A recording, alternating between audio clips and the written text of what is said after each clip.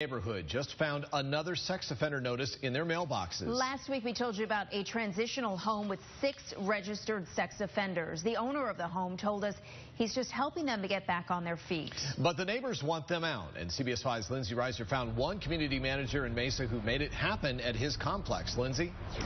So can you actually tell convicted felons and sex offenders you can't move in? It is possible. Jump through several legal loopholes first. We had 68 convicted felons living here and 4 or 5 registered sex offenders. Circle Tree condominium manager David Russell says they used to give prospective tenants background checks, but now the state says HOAs can't have all that personal information.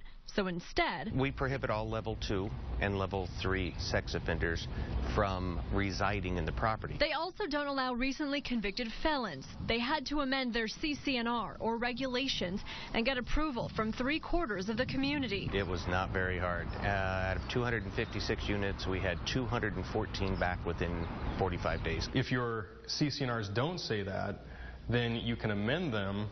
But until you do so, then there's nothing illegal about having a sex offender move into your neighborhood. Real estate attorney Adam Buck says because HOAs aren't privy to information needed for a background check, they can only trust a tenant isn't a sex offender unless they get a notification at their door. The landlords want the freedom to rent to whoever they can get in their home, and the HOA wants the maximum level of restriction to make the community safe. David says over the last few years, their community has become a lot safer, and he says he doesn't feel bad for kicking criminals to the curb. They do have to go somewhere.